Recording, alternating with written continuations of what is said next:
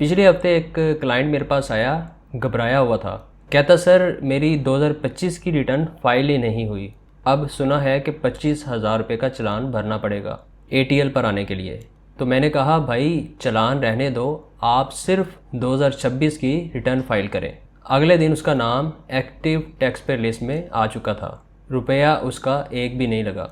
और ये एक केस नहीं है, जितने क्लाइंट्स की भी मैंने 2026 की रिटर्न फाइल की है, नए रजिस्टर्ड हों या जिनकी पिछली रिटर्न पेंडिंग हो, सबका नाम 24 घंटे के अंदर ATL पर आ रहा है।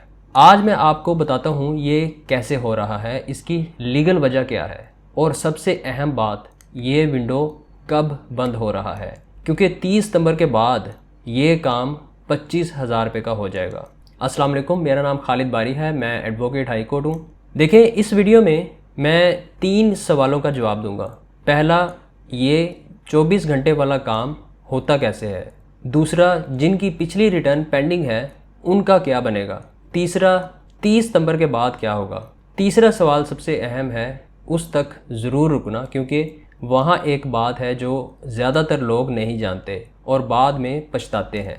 सवाल नंबर 1, पहले एक चीज़ समझ लें, ATL यानी एक्टिव टैक्स पेयर लिस्ट, ये पहले हर हफ्ते अपडेट होती थी।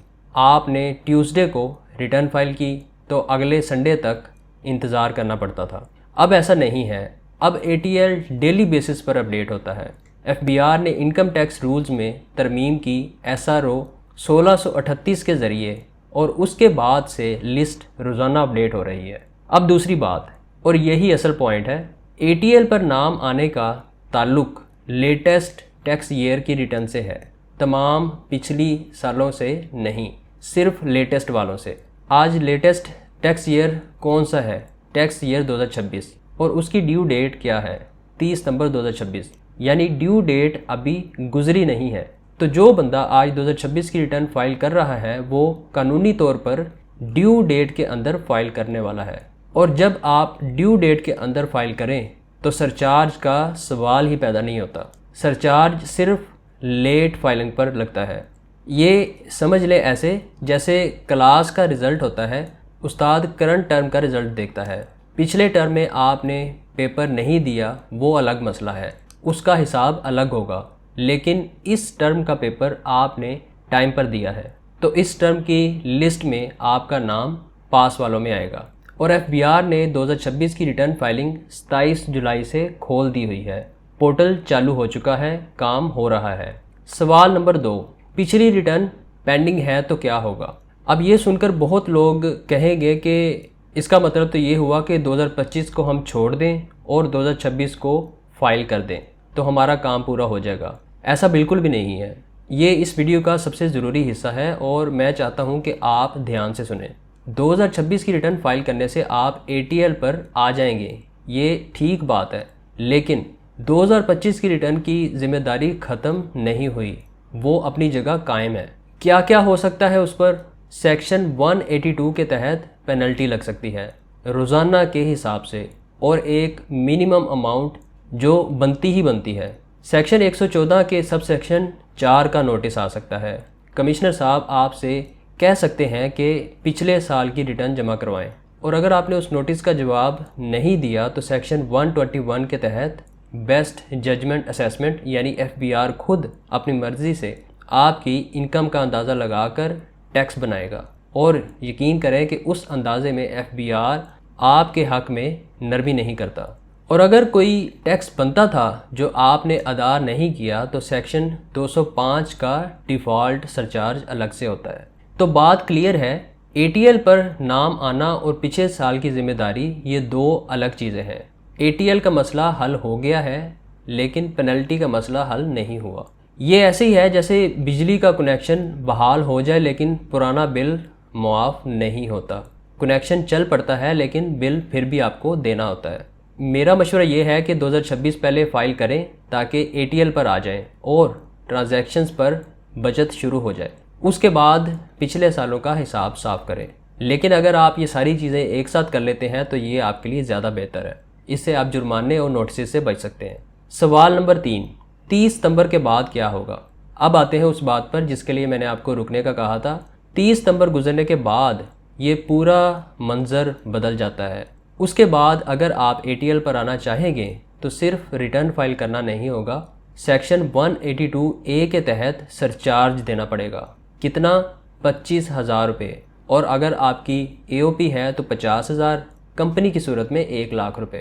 पहले ये अमाउंट इंडिविजुअल के लिए 1,000 थी, जो कि अब 25,000 रुपये है, यानी 25 गुना ज़्यादा। सोचिए ज़रा, आज आपकी जेब से 1 रुपया नहीं जाएगा और 1 अक्टूबर को वही काम, वही रिटर्न, वही बंदा 25,000 रुपये दे के करवाएगा।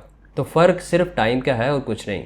एक और बात जो बहुत कम लोग जानते हैं, फाइनेंस एक्ट 2026 में एक ऑप्शन दिया गया है, अगर कोई इंडिविजुअल कमिश्नर साहब के सामने अंडरटेकिंग दे कि वो अगले 6 महीने तक कोई इमूवेबल प्रॉपर्टी नहीं खरीदेगा, यानी ना प्लॉट, ना मकान, ना कोई हिस्सा, तो उस पर ये सरचार्ज की शर्त लागू नहीं होगी। ये उस बंदे के लिए फ़ायदेमंद है जिसका प्रॉपर्टी ख़रीदने का कोई इरादा नहीं, लेकिन उसे बैंक ट्रांजैक्शंस और गाड़ी पर कम टैक्स चाहिए। लेकिन एहतियात से, ये अंडरटेकिंग एक कानूनी वादा है, मजाक नहीं है। इसको तोड़ने का बुरा अंजाम होगा।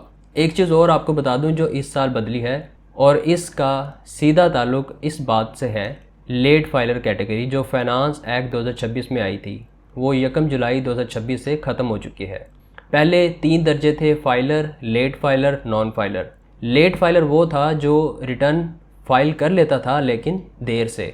उसका नुकसान ये था कि प्रॉपर्टी की खरीदो फरोख्त पर उसे फाइलर से ज़्यादा रेट देना पड़ता था, यानी कि वो बीच की कैटेगरी का रेट था। अब वो बीच वाला दर्जा नहीं रहा। अब सिर्फ 2 सूरतें हैं, या तो आप ATL पर हैं या नहीं हैं। इसका मतलब ये कि आज जो बंदा रिटर्न फाइल करके ATL पर आ रहा है उसे पूरे फाइलर वाला रेट मिलेगा, कोई इसमें बीच वाला दर्जा नहीं होगा। लेकिन ध्यान रखें कि हुकूमत ने नरमी नहीं की, उसने बोझ की जगह बदल दी है। पहले नुकसान हर ट्रांजैक्शन पर थोड़ा थोड़ा फैला हुआ था, अब पूरा बोझ एक जगह रख दिया है।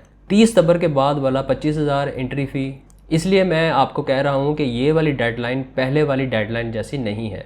अगर आपकी रिटर्न अभी तक फाइल नहीं हुई या समझ नहीं आ रही कि आपका केस किस कैटेगरी में आता है, तो advocate.khalidbari.com पर जाकर आप कंसल्टेशन बुक कर सकते हैं और मेरी सर्विसेज हासिल कर सकते हैं। फाइलिंग सीज़न अभी ऑन है, रोज़ काम हो रहा है, तो जितना जल्दी हो सके आप अपना काम करवा लें, ये आपके लिए बेहतर है। और अगर आप फाइलर बनना चाहते हैं तो ये भी आपके लिए बेहतरीन मौका है। अगर इस वीडियो में कोई बात समझ ना आई हो तो कमेंट करके पूछ सकते हैं। वीडियो को लाइक एंड शेयर ज़रूर कीजिएगा और चैनल को सब्सक्राइब कर लें ताकि इस तरह की वीडियोज़ आप तक पहुँचती रहें। Thanks for watching, see you in the next video. अल्लाह हाफिज़।